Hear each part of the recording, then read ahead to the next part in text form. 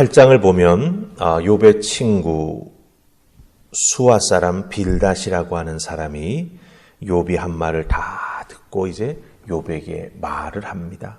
말하자면 조언을 하는 거지요.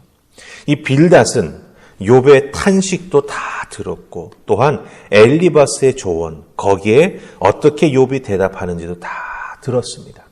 그러니까 좀 더 욥의 마음을 잘 알 수 있는 기회가 주어졌던 것이지요.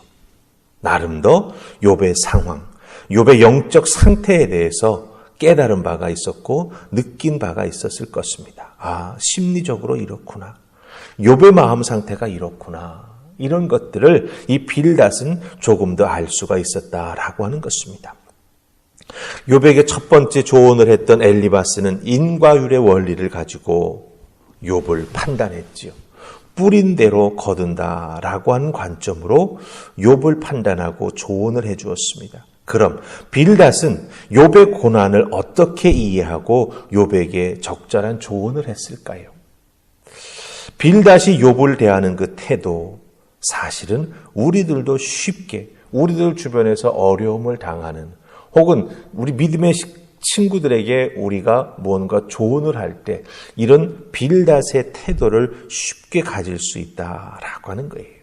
그래서 오늘 말씀 속에 나오는 이 빌닷의 모습을 잘 보면서 정말 어렵고 힘든 영혼을 향해서 나아갈 때 우리가 어떤 마음, 어떤 자세로 나아가야 하는가라고 하는 것을 함께 살펴보면서 은혜 나눌 수 있기 원합니다.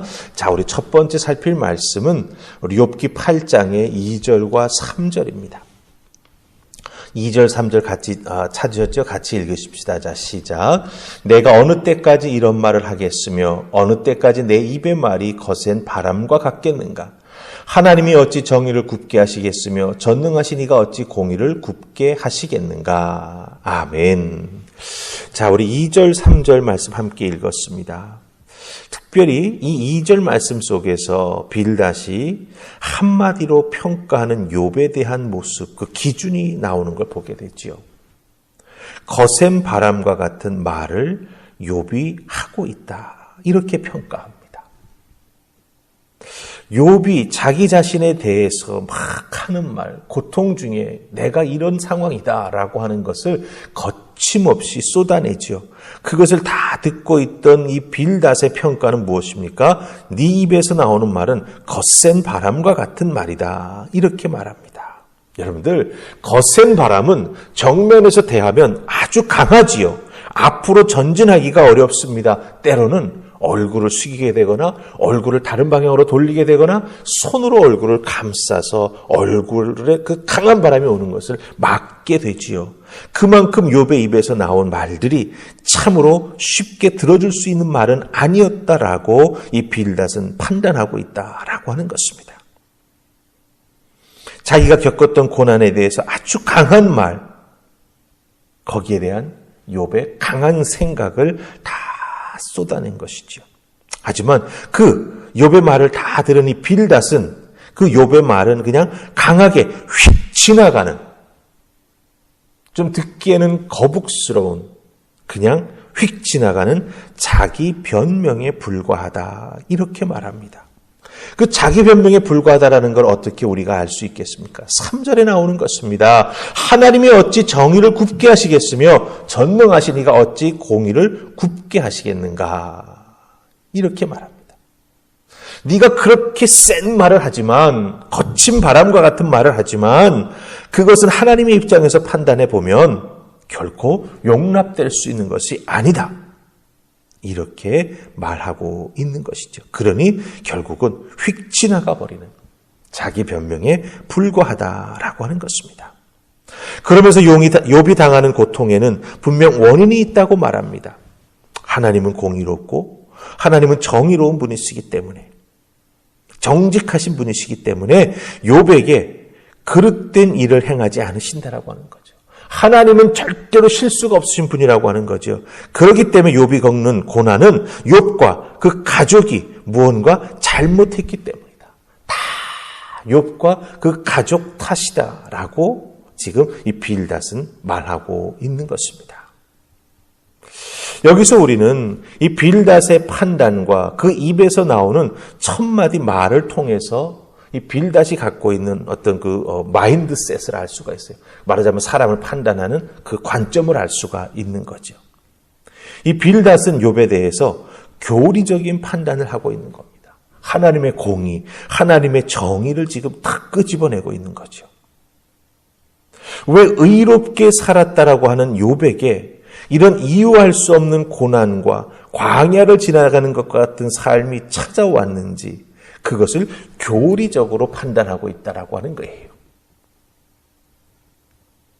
왜 이렇게 힘든 삶을 욥이 살아가야 하는지, 자기 친구가 왜 이렇게 쓰러져서 몸에 난 종기를 기와 조각으로 벅벅 긁으며 온몸이 피로 인해서 딱지가 앉았다 떨어졌다 앉았다 떨어졌다 하는 이런 비참한 삶을 살아야 하는지 함께 아파하고 욥이 하는 말을 함께 들어주고 함께 고민하는 이런 것이 전혀 없다라고 하는 거예요. 매의 눈으로 욥을 살피고 귀를 기울여서 욥의 입에서 나오는 말에 문제점만을 찾아내려 한다라고 하는 것이죠. 이런 자세로 접근한다면 결국 당대의 의인인 욥도 죄인입니다. 왜 그렇습니까? 지금 겪는 고난, 더군다나 그의 입에서 나오는 나 지금 죽었으면 좋겠다라고 말하는 이런 하나님의 권위에 도전하는 듯한 말, 이런 것들을 다 그죠? 이 교리적으로 판단하기만 한다면 잘못된 것이고 죄인인 것이고 용서받지 못할 하나님의 권위에 도전하는 그런 율법의 파괴자일 뿐이다 라고 하는 것입니다. 지금 빌닷은 이런 생각을 가지고 욥에게 접근합니다. 자, 그럼 우리 한 절 더 보십시다. 우리 7절 말씀이에요. 7절 다 찾으셨습니까? 같이 읽습니다. 내 시작은 미약하였으나 내 나중은 심히 창대하리라. 아멘. 아주 유명한 말이지요.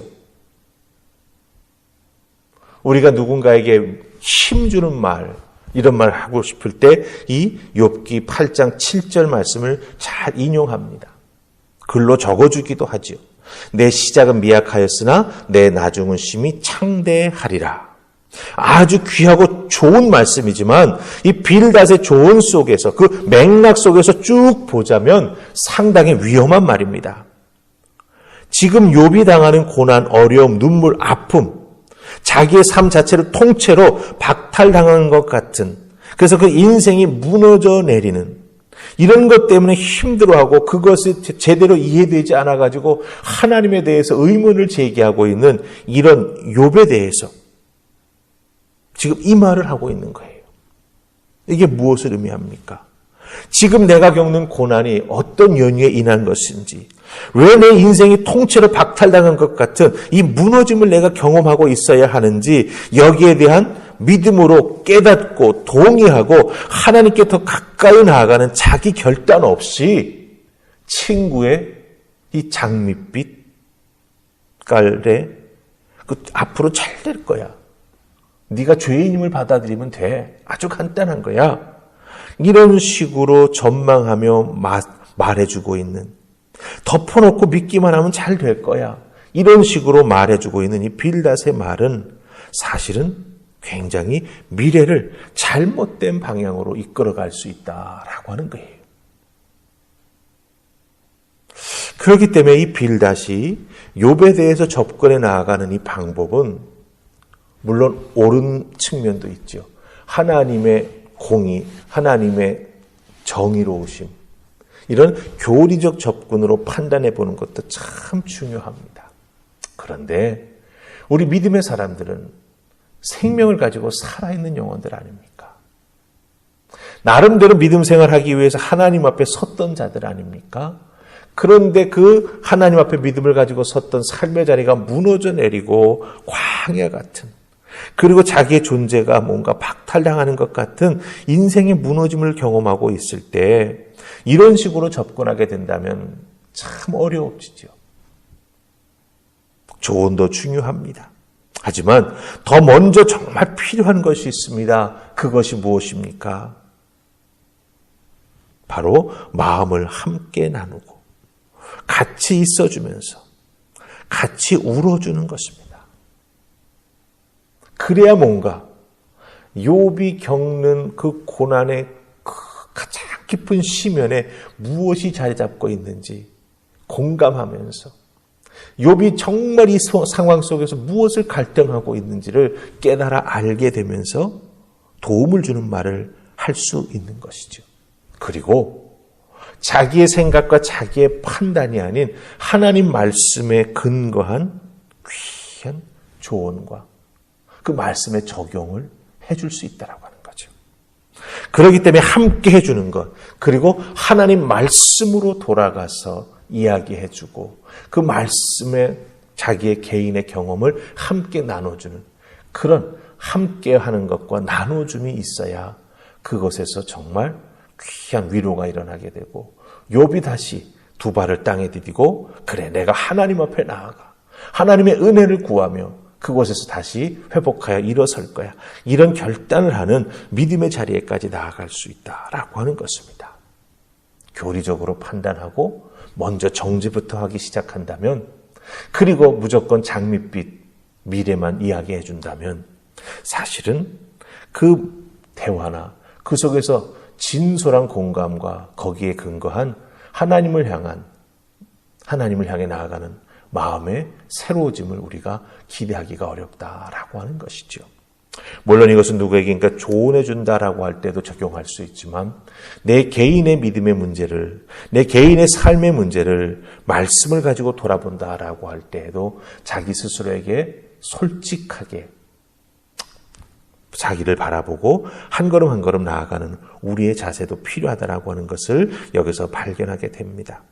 오늘 여러분의 주어진 삶의 자리에서 어떤 모습으로 살아가시겠습니까?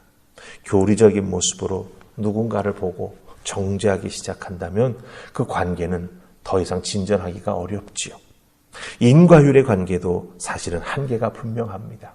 그러나 함께 해줄 때, 같이 있어줄 때, 들어주고 같이 울어줄 때, 거기에서 마음 깊은 곳에 숨겨져 있던 자기 고백이 나오면서 정말 나 도와달라고, 나를 위해 중보 기도해달라고 손 내미는 형제 자매를 우리가 만나게 된다라고 하는 것이죠.